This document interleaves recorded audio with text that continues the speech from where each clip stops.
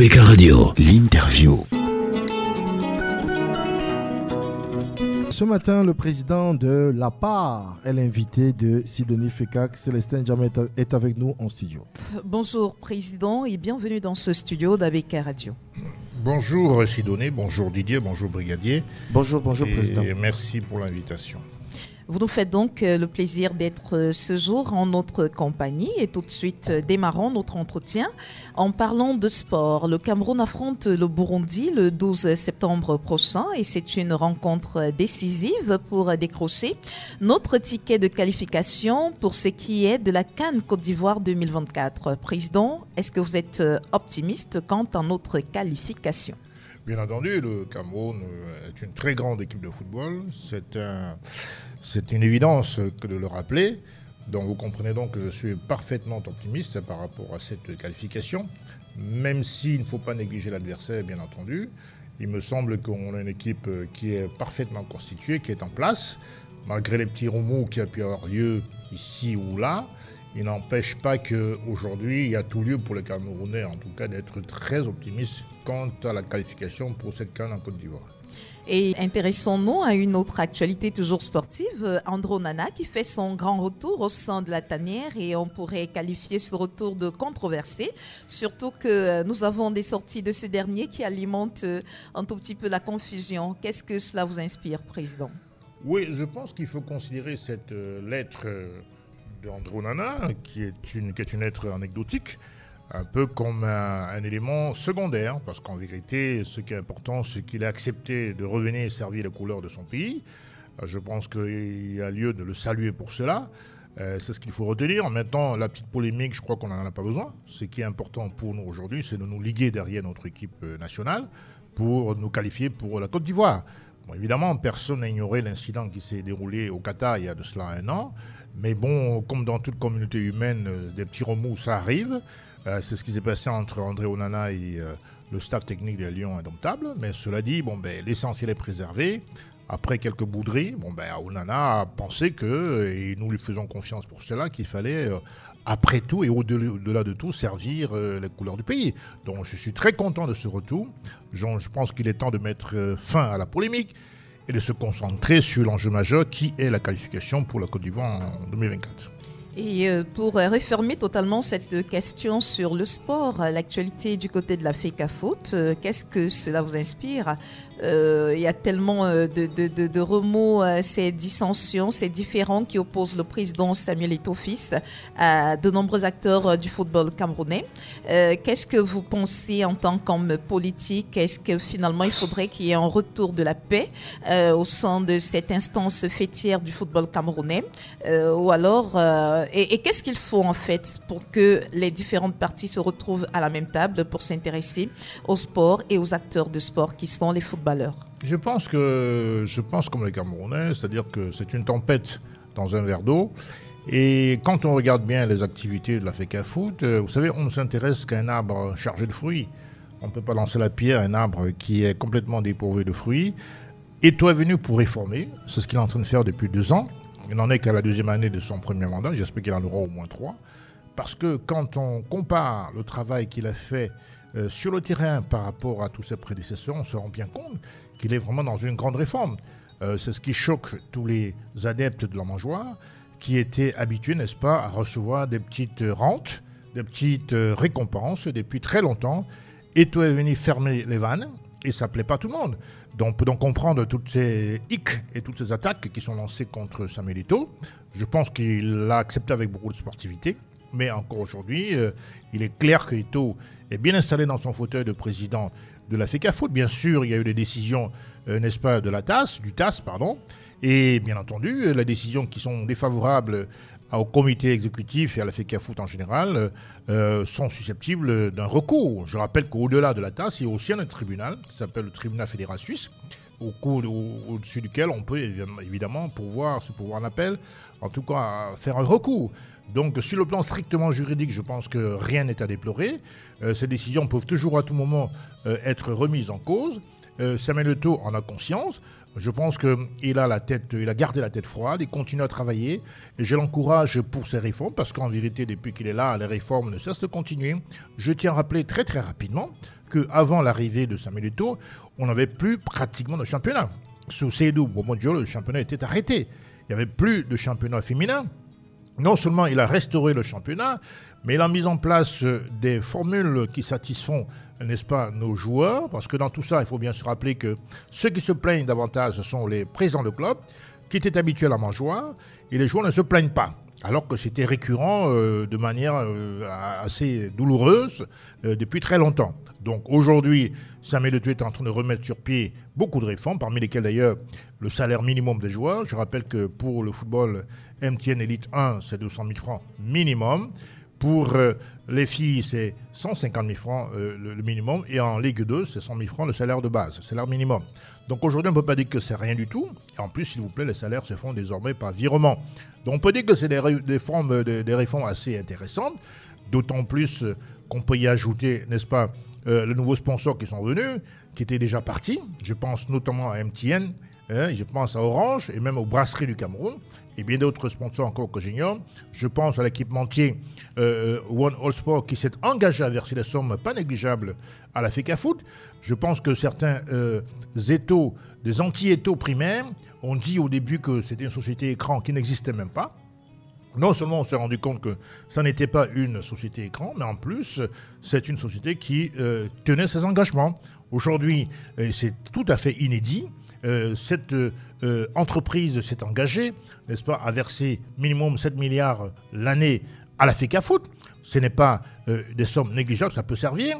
Et ensuite, vous savez très bien aussi que la FECAFOOT a des contrats extérieurs avec certaines officines du football, un XBEC par exemple, qui a signé également des contrats avec les Lions Indomptables. Aujourd'hui, également, la question des primes des joueurs a totalement disparu. Plus personne au sein des Lions Indomptables ne se plaint, alors que c'était récurrent depuis au moins 33 ans. En 1990, rappelez-vous, avec Oumar Mbiyik et Joseph-Antoine Bell.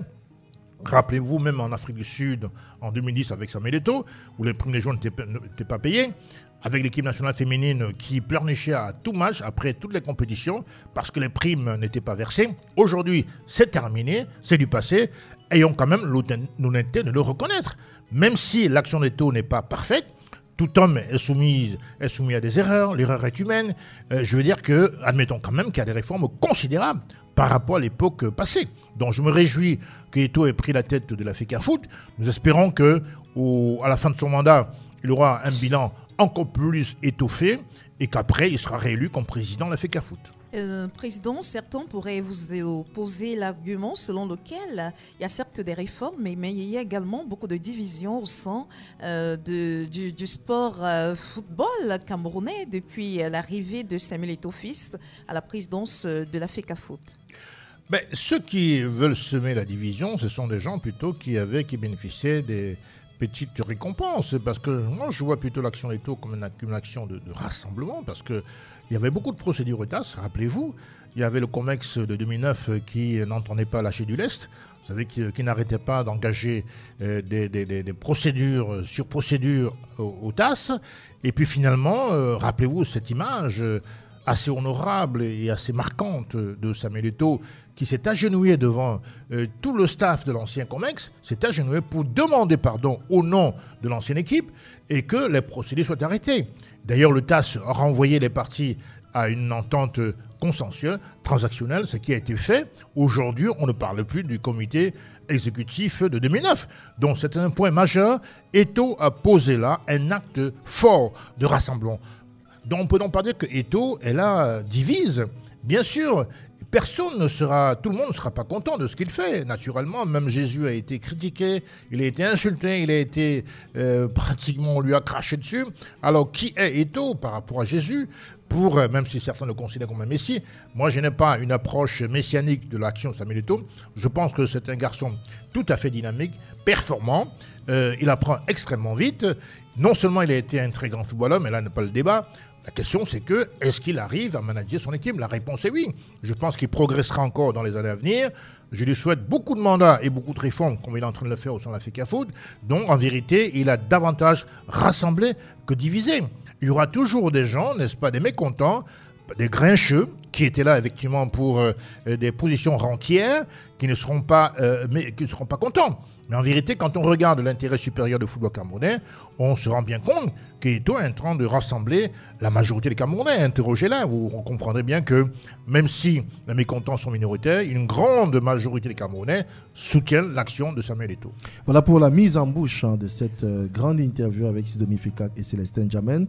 Je rappelle pour la gouverne des auditeurs qu'après 12h, 12h05 précisément, le téléphone leur sera ouvert dans l'émission Comme à la maison, rubrique ABK vous écoute pour parler de André Onana, ce que certains peuvent considérer comme l'affaire André Onana.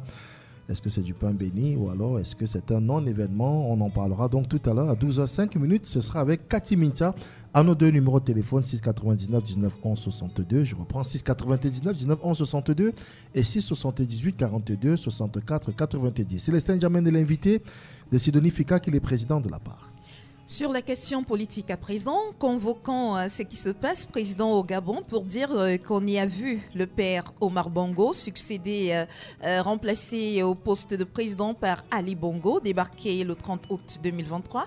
Faisons le lien avec le Cameroun, où on a actuellement le président Paul Biya. Et de plus en plus, on évoque Emmanuel Frambia, qui est annoncé pour le remplacer. Vous scrutez en permanence le sillage politique de ce pays. Est-ce qu'un tel scénario est envisageable chez nous au Cameroun? Bien, moi je ne suis pas Madame Soleil pour décrire l'avenir. Et il n'empêche moins que, évidemment, tout peut arriver. Mais je pense qu'il faut faire attention. N'est-ce pas? Comparaison n'est pas raison. La situation du Cameroun est tout à fait différente de celle du Gabon, vous vous en rendez bien compte. Le Gabon est un tout petit pays qui n'a pas, une expérience comparable à celle du Cameroun. Le Cameroun est un pays sur le plan militaire qui est fortement implanté. Bien sûr, il y a eu un coup d'État manqué en 1984, ça tout le monde le sait. Mais je pense qu'aujourd'hui, les institutions, pour moi, fonctionne parfaitement bien. Évidemment, la gouvernance reste très critiquable, naturellement, mais en termes de structuration de l'institution, je crois qu'il n'y a pas anguille sous roche. Bon, maintenant, encore une fois, je ne peux pas prédire l'avenir, mais je pense qu'aujourd'hui, ce qui est important, c'est effectivement le respect de la volonté du peuple. Dans le cas du Gabon, ce qui s'est passé, c'est qu'à l'issue d'une élection truquée, pour la 3e fois, et là, il semblerait que d'après les informations que cette dernière fois, face à Ondo Ossa, le candidat de l'opposition, la tromperie, j'allais dire la fraude était tellement grossière, tellement massive, que les militaires ont été obligés d'intervenir pour mettre fin à un éventuel massacre, parce que vu l'écart qu'il y avait entre le candidat de l'opposition et le président sortant, il est clair que l'annonce des résultats en faveur d'Omar Bongo, les résultats bien sûr tronqués, et ne devait que susciter un massacre total, parce que l'armée devait intervenir. D'ailleurs, vous vous rappelez que Internet a été supprimé. Et effectivement, si ces résultats qui étaient proclamés en catimini au petit matin, à 3h30 du matin, étaient confirmés, évidemment, ça allait créer encore des massacres, parce que l'armée aurait été, dans la logique, obligée d'intervenir, et les Gabonais seraient tombés sur le carreau. Donc je pense que l'armée a bien fait d'éviter ce bain de sang qui était tout à fait inévitable. Donc pour cela, je lui tire chapeau. Maintenant, ce qui est important, c'est qu'on sache qu'il y a eu quand même un vainqueur, et que le minimum serait qu'on réorganise les élections, n'est-ce pas, pour que le pouvoir soit remis aux civils, qu'il y ait des élections cette fois-ci transparentes et libres. C'est d'ailleurs ce que, si vous écoutez bien le discours de M. Oulingui Nguema hier, le président de la transition, il a promis que le pouvoir sera très rapidement remis aux civils, et il a dit que les militaires n'ont pas vocation à faire de la politique. Mais ils sont là, effectivement, pour protéger le peuple en cas de nécessité. C'est ce qu'il a fait. Il n'a pas d'intention de s'éterniser au pouvoir. Il a promis en plus un référendum référendum. Et si je m'en tiens au discours, aux premières phrases de ce patriote gabonais, il a promis d'ailleurs l'ouverture des primes scolaires aux enfants du secondaire, c'est quand même extrêmement rare en Afrique. Il a promis l'amnistie de tous les prisonniers d'opinion, il faut le savoir, et il a prié les exilés politiques de revenir au pays. Alors, que demander de mieux? Si en plus vous rajoutez à cela, n'est-ce pas, les élections, le pouvoir qui sera remis aux civils, je pense que là, effectivement, tous les pseudo-dictateurs ou les dictateurs auront à cœur, effectivement, d'éviter de torpiller le processus électoral, en tout cas de truquer les élections. Donc moi je pense que les premières phrases du président de la transition gabonaise sont très encourageantes. Maintenant, nous jugerons le maçon au pied du mur. Vous savez, moi je crois en l'Afrique, je crois à l'unité africaine. Je pense que nous avons un devoir, nous, acteurs politiques, de promouvoir en permanence le panafricanisme parce que c'est notre avenir. Certes, le Cameroun, c'est ma patrie, mais l'Afrique, c'est mon avenir. Il a aussi réitéré, Président, la volonté pour son pouvoir de transition, de pouvoir de renouveler, de continuer avec le partenariat avec la France. Et est-ce que c'est pas en hic parce qu'aujourd'hui la France est pratiquement vomie par de nombreux pays africains. On comprend pourquoi, mais qu'il parle de réitérer le partenariat, la relation avec la France. Est-ce que ça ne prête pas un tout petit peu à confusion? Non, ce n'est pas la France qui est vomi, c'est la France-Afrique. C'est tout à fait différent, parce qu'il y a des pratiques tout à fait inacceptables, des pratiques mafieuses qui sont instaurées par le gouvernement français. On n'a rien contre le peuple français, qui est un peuple parfois qui se bat pour les valeurs démocratiques. D'ailleurs, il est clair que chez eux-mêmes en France, Macron n'arrive pas souvent à contenir les émeutes sociales, dont il n'a donc pas, ne peut pas continuer à avoir en tout cas la prétention de vouloir dicter sa volonté aux États africains. Maintenant, il faut bien savoir que depuis 1945, le général de Gaulle, entre guillemets le sauveur de la France, face, n'est-ce pas, à l'empire, à la montée nazie, a quand même mis en place un système mafieux qu'on appelle généralement la France-Afrique, qui avait pour but, n'est-ce pas, de coopter certaines pontes du régime dans les différents pays d'Afrique francophone, dans le but uniquement de ravir et d'exploiter de manière sauvage les ressources nationales. Vous le savez, je ne vais pas vous raconter l'histoire. Donc cette politique-là a vécu jusqu'à très récemment. Aujourd'hui, je peux vous dire qu'il y a très peu de pays en Afrique francophone dans leurs anciennes zones d'influence qui gardent encore les bases militaires ou certaines velléités, vestiges de la France. Bon, évidemment, le Gabon aujourd'hui, il y a au moins encore une base militaire. Il y a 400 militaires qui sont en passe de déguerpir parce que les populations gabonaises le réclament ardemment. Vous avez vu le cas des pays du Sahel. Je pense notamment au Mali, au Burkina Faso, à la Guinée-Conakry et au Niger aujourd'hui, où les populations sont particulièrement virulentes vis-à-vis des autorités gouvernementales françaises. Tout à fait. Encore une fois, ce qui est réprimé, ce qui est dénoncé gravement et à juste titre, c'est le comportement, comment dirais-je, de banditisme que la France a instauré depuis au moins 77 ans dans nos pays. Je rappelle le cas du Cameroun, parce qu'aujourd'hui on a un pays quand même, il faut bien le dire, très très particulier. C'est pour ça que cette situation du Gabon aujourd'hui n'est en rien comparable à l'état du Cameroun, parce que, on n'a jamais eu de base militaire dans notre pays. Rappelez-vous, Ahidjo l'avait toujours très vertement refusé, ce qui lui a valu d'ailleurs, selon certaines sources, n'est-ce pas, la démission forcée. Il faut rappeler que le Cameroun n'a jamais été colonisé par la France. Bien sûr, le mandat qui avait été remis par l'ONU pour diriger administrativement le Cameroun pouvait, n'est-ce pas, ressembler à une colonisation.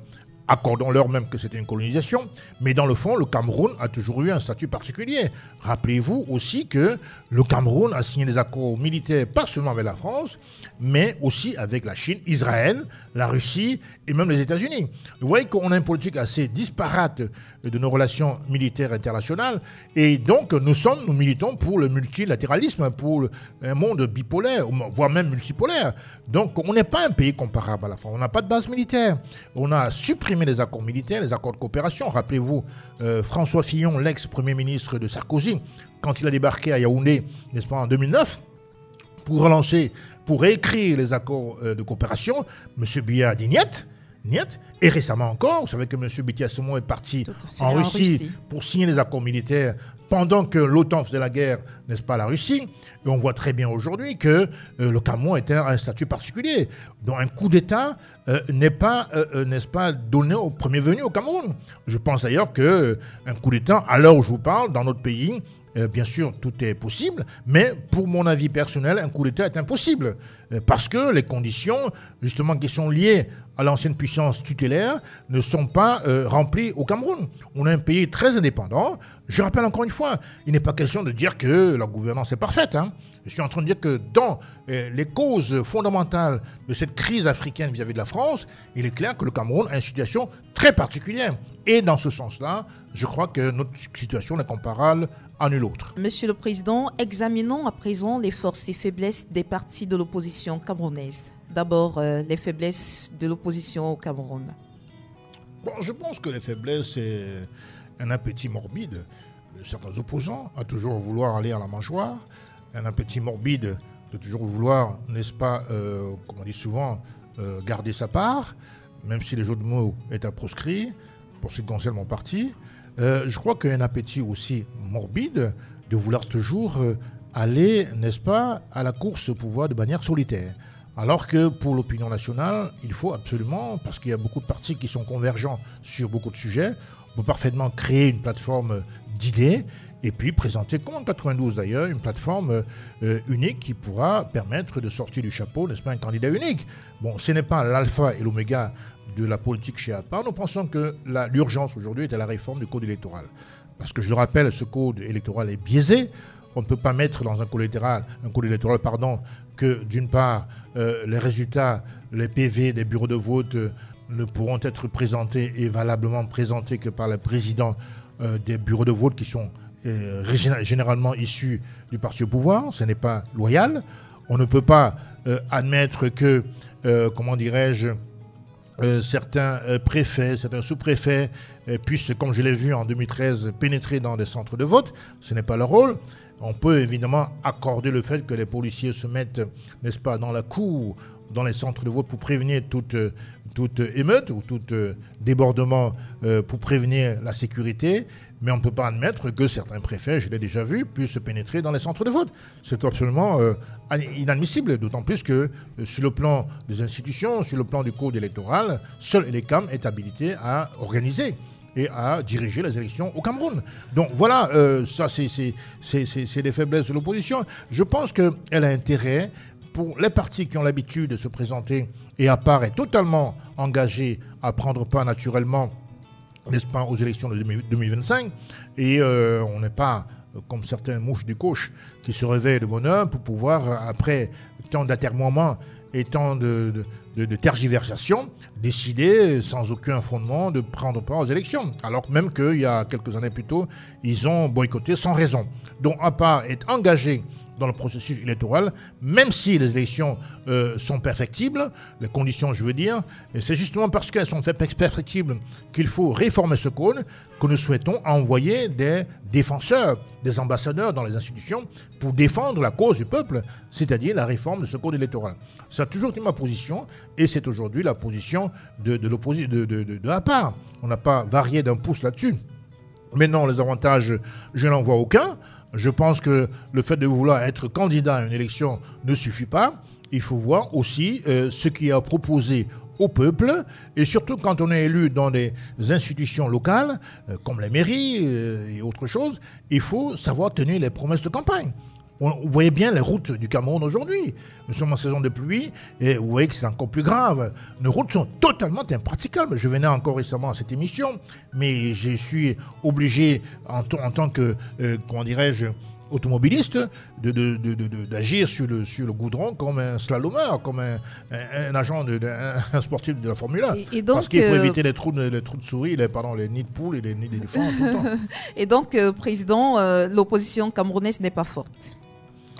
Elle a beaucoup de lacunes, comme je l'ai indiqué, mais il y a toujours de l'espoir. Je pense qu'on peut toujours prendre, conscience de ces lacunes et pouvoir avancer. Donc il faut déjà cette décision-là de pouvoir changer de mentalité, c'est-à-dire qu'il faut aller vers les populations, il faut, quand les partis se ressemblent par certaines propositions, par certains programmes, il faut faire alliance. Et c'est le seul moyen, effectivement, d'entrer dans les communes, entre autres. Et qu'est-ce qui bloque? Qu'est-ce qui empêche que ces partis d'opposition se mettent ensemble et font bloc, font alliance? Très, très, très souvent, ils n'y vont pas pour l'intérêt général, pour l'intérêt des populations. Ils y vont pour leur petit strapontin, alors que les populations de ces localités ont besoin, là je parle des élections locales, ont besoin vraiment de voir leur quartier changer, leur vie changer, leur vie s'améliorer. C'est même le substrat de la politique. La politique est là pour améliorer les conditions de vie des citoyens. Donc il y a d'abord une question de perte de confiance. Les électeurs ne font plus confiance aux hommes politiques, en particulier de l'opposition, parce que pour aspirer à changer les choses, il faut déjà soi-même changer de mentalité. Bon, évidemment, l'élection présidentielle, c'est encore un autre niveau, parce que là, vous savez très bien qu'en termes d'élection présidentielle, la circonscription, elle est nationale. Et là aussi, je crois que la rigueur, le critère qui s'impose, c'est l'unité de l'opposition. Je ne dis pas que c'est une obligation, mais je pense qu'on ne peut pas négliger le fait que des opposants puissent faire cause commune pour présenter un programme commun quand c'est possible aux électeurs. Parce que sinon, la déconfiture va continuer à se creuser. Et puis, finalement, même mobiliser les électeurs à aller voter, ce sera quand même un lourd travail. Parce que ce n'est pas tout d'aller faire inscrire les gens. Comme le dit souvent Cabral Libby, il continue dans son erreur, malheureusement. Parce que je pense qu'un homme doit marcher sur ses deux pieds. Imaginez-vous qu'on inscrive 15-20 millions d'électeurs, c'est très beau, mais si le code électoral reste en l'état, il est clair que le système restera en place ad vitam aeternam. Donc il faut à la fois, bien entendu, faire inscrire les jeunes et les moins jeunes sur les listes électorales, parce que c'est un devoir pour chaque Camerounais, pour chaque citoyen, mais en même temps, on ne peut pas mettre en seconde position ou considérer de manière secondaire ou accessoire, n'est-ce pas, la réforme du code électoral. C'est même le plus important. Même s'il y a 10 électeurs, imaginons le pire, et que le code électoral soit plus transparent, soit plus équitable, il est évident qu'il y a plus de chances d'alternance que si on inscrivait 20 millions de personnes et que le code ne change pas. C'est une question de bon sens. Donc ceux qui se battent prioritairement pour le code électoral revisent un peu leur pensée. Ce n'est pas la bonne réflexion. Les choses doivent aller de pair. Il faut naturellement inciter les jeunes à s'inscrire. Je le redis ici avec force, mais en même temps, nous devons nous battre pour qu'il y ait une réforme de ce code électoral qui est pervers et qui semble être taillé pour un seul parti. C'est ça l'enjeu principal. Président, il y en a justement qui comptent s'inscrire. Je vais prendre l'exemple de Brigadier Massamba. Pour lui, il a décidé. Il n'est pas encore inscrit. Il est déjà inscrit, mais il a décidé qu'il ira, le jour des élections, mettre un bulletin nul dans l'urne pour manifester son mécontentement. Est-ce que c'est ça la solution, si on voudrait voir les choses changer? Brigadier est libre, comme tous les citoyens camerounais, de voter blanc. Le vote blanc, c'est une expression. Une expression qui exprime, si j'ose dire, le mécontentement par rapport aux actes posés par les hommes politiques. Il a tout à fait raison, mais quoi qu'il en soit, je l'incite, comme d'autres citoyens camerounais, à choisir. Parce que, comme le disait à une certaine époque Desmond Tutu, qui était un grand révérend sud-africain, il disait qu'en situation d'injustice, ceux qui sont neutres choisissent le camp de l'oppresseur.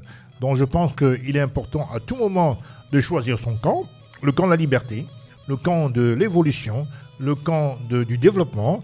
Et entre, bien sûr, la peste et le choléra, on ne choisit pas, mais entre le moins mauvais et le mauvais, il faut choisir. Comprenez? Parce que ça encourage les moins mauvais à être un peu meilleurs demain. Comprenez? C'est pas leur donner un chèque en blanc, ça c'est clair, mais c'est aussi leur dire que vous pouvez faire mieux et que vous êtes à la porte de faire mieux. Bon, ceux qui sont tête, n'est-ce pas, dans les intentions contre les intérêts du peuple, il faut les sanctionner. Mais être neutre, pour moi, on ne peut pas être neutre dans la vie. Dans la vie, il faut choisir une position. Je ne suis pas très d'accord, puisque moi, je sais qu'effectivement, le bulletin nul, c'est effectivement pour aller présenter son mécontentement dans les urnes. Aujourd'hui, je ne vois pas dans quel sens, à part si on trafiquait... Ou à part. À part si on... C'est pour l'exception. Moi, c'est pour l'exception. Mais j'observe, comme dirait mon ami, j'observe la scène et j'espère qu'à part nous présentera comment je pourrais Bien dire, sûr, un programme assez intéressant et prometteur. Parce que beaucoup de gens nous ont dit certaines choses entre le pain et la sardine. Jusqu'aujourd'hui, on attend et on voit ce que ça devient.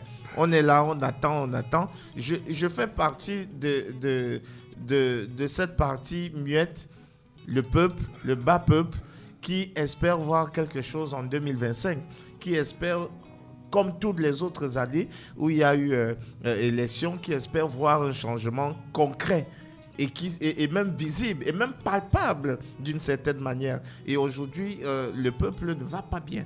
Ça, il faut le dire. On ne va pas bien et on continue à dire que grâce à tel, c'est compliqué. Ça, c'est une évidence. Le peuple va très très mal. Le peuple se plaint tout le temps. Le peuple est même parfois désabusé. Mais ce qui est sûr, c'est que, vous savez, APA est un jeune parti. On a à peine 2 ans d'âge. Et je crois que je vous exhorte d'ailleurs à suivre les programmes par petits bouts de APA régulièrement, aussi bien sur les réseaux sociaux, dans les médias que dans les télévisions, que dans certains articles que j'envoie souvent et qui parlent des programmes sur la santé publique, sur la réforme judiciaire, la réforme du code électoral, le programme militaire, n'est-ce pas, la croissance économique. On a des programmes, des projets, des propositions très claires là-dessus. Et même sur la gestion des localités. Je pense que les maires doivent apprendre à tenir leurs promesses de campagne, c'est très important. Quand je vois aujourd'hui la désaffection des infrastructures au niveau des communes, le pouvoir qui relève, les activités qui relèvent de leur pouvoir, c'est lamentable. Et là, je vous comprends. Mais encore une fois, la neutralité n'est pas une position à encourager, même si je la comprends. Il est important de savoir qu'il faut encourager ceux qui balbutient. Et on leur dit que le chemin est bien choisi, mais vous n'y êtes pas encore. Parce qu'aujourd'hui, si on est perpétuellement neutre, évidemment, je pense que ça arrange les détenteurs du système mafieux en place aujourd'hui dans les communes. Les maires se comportent très très mal, nos communes sont très très mal gérées. J'insiste sur les élections locales parce qu'en vérité, la base de la démocratie, c'est quand même la commune. La commune vous permet de voir un petit peu la couleur de ce que pourrait être un parti si jamais leur candidat prenait le pouvoir suprême. Donc c'est important que les administrés soient exigeants, parce que c'est aussi l'exigence des administrés de gouverner. Parce que si vous êtes dans la neutralité complète, dans la démission, dans l'inaction, dans la résignation, ce n'est pas une solution pour faire avancer les choses. Mais Président, j'ai une question qui me taraude depuis, me permettez. Nous vivons dans une cité qui est aujourd'hui caractérisée par son, comment je pourrais dire même, par son insalubrité. Nos enfants vont dans des lieux de savoir qui sont bordés de saleté. Je vais le dire tout court, bordés de saleté. Je vais prendre encore l'exemple ici là de l'école publique de Bonham Sadi qui aujourd'hui a une poubelle qui ferme les 2 barrières. C'est-à-dire, quand vous arrivez, c'est la poubelle, au lieu que c'est la plaque qui vous accueille, c'est la poubelle qui vous accueille, les odeurs, les enfants qui sont en classe et ainsi de suite. Comment est-ce que vous pensez pouvoir régler le problème? Et je prends toujours comme exemple un monsieur comme Albert Zonga, Albert Njonga, qui lui, certes, n'a pas été ministre, mais à son niveau, en tant qu'homme politique, a essayé de se battre. Comment est-ce que pensent aujourd'hui des hommes politiques comme vous par rapport à tout ce qui se passe dans la société? Et je vais continuer dans le sens de Brigadier Massamba en disant, le parti à part, est-ce qu'il va prendre part aux élections municipales et législatives prévues dans le principe en février 2025? Bien sûr, comme je l'ai rappelé tout à l'heure, le contraire serait assez inquiétant. Non, et qu'est-ce que vous allez proposer aux populations de Douala 5e? J'imagine que c'est pour Douala 5e que vous allez... Bien sûr, on ne va pas prendre part aux élections en général, pas seulement à Douala, mais dans d'autres départements aussi au Cameroun. C'est clair qu'on ne peut pas prétendre aller devant le peuple sans programme. À part si vous nous suivez régulièrement sur la toile et sur d'autres... Pour ceux qui ne vous suivent pas... Oui. Nous pensons qu'effectivement, il faut mettre en place les espaces verts. sans être un militant écologiste, mais je le suis dans l'âme. Je pense qu'il faut raciner les espaces verts qui sont très importants pour les populations. On a envie de prendre un bol d'air, on a envie de voir nos quartiers respirer. On a envie aussi de mettre en place, sur le plan du pouvoir du maire, les routes qui relèvent de la compétence du maire. Aujourd'hui, il est inadmissible dans les ruelles du quartier de voir, effectivement, comme le rappelle le brigadier tout à l'heure, des poubelles qui jonchent nos entrées et sorties. Ce n'est pas admissible, même s'il pense qu'Albert Zongan, je rappelle qu'il était un ancien militant du RDPC, qui n'a rien fait pour le Cameroun, parce que il était député dans l'ancien régime, et donc il était un homme du passé, il faut bien le rappeler. Aujourd'hui, il est question que nous, à part parti de l'avenir, parti qui propose après... Le syndicaliste, pas... Vous parlez de Albert Zongan ou... De Bernard Zonga. Voilà. Autant pour moi. Nouveau, Pas c'est Albert vous qui avez... Désolé, j'ai fait une confusion. Attention. Vraiment. Attention. Oui, Bernard Zonga. Voilà. Alors si c'est Bernard, c'est tout à fait autre chose. Je rends hommage à ce grand activiste. Albert c'est Zongan, Bernard c'est Njonga. Oui. Voilà, si c'est Bernard Zongan, paix à son âme. C'était un grand Camerounais, un grand patriote qui a même créé un parti parce que justement déçu des atermoiements, des tergiversations des politiques, il a été obligé, n'est-ce pas, de créer un parti politique pour renforcer la cause. Donc je le salue, je l'ai toujours salué, parce qu'il a fait preuve de beaucoup d'objectivité dans sa démarche politique et même de l'action civile. Je le salue vraiment. Mais encore une fois, Brigadier a raison de décrire ce diagnostic qui est cinglant mais vrai. Parce qu'en vérité, quand on se promène dans les quartiers aujourd'hui, qu'est-ce qu'on voit ? On voit même des risques de choléra parce que nous sommes en saison pluvieuse. Et toutes ces ordures ménagères qui jonchent nos routes, nos rues et nos quartiers sont parfaitement susceptibles de ressusciter les maladies qu'on pensait appartenir au passé. Donc, à ce titre-là, Président, vous en étiez à citer les différentes actions que vous allez mener dans le cadre de votre parti. Absolument. Je pense qu'il faut comprendre que l'électeur doit être vigilant, doit exiger les programmes des partis politiques candidats aux élections, secteur par secteur. Sur le secteur de l'urbanisation, qu'est-ce qu'elle est de faire ? Il faut davantage, comme je l'ai rappelé tout à l'heure, mettre en place les espaces verts. Il faut professionnaliser la police municipale. Il faut donner un budget conséquent, mais il faut répartir leur rôle. Leur rôle, ce n'est pas d'enquêter sur l'identité des gens, mais c'est de prévenir, de faire des patrouilles de sécurité. Comprenez ? Et les contrôles, les automobilistes, par exemple, parce qu'on le vit tous les jours, relèvent de la compétence des policiers nationaux et pas la police municipale. Il faut donc circonscrire leur rôle et il faut également que l'État laisse à la commune l'autonomie de ses collections de ressources fiscales parce qu'il y a des ressources locales qui devraient strictement demeurer dans les communes plutôt que de tout renvoyer sur Yaoundé qui va les dispatcher au compte-gouttes à travers les CAC, par exemple.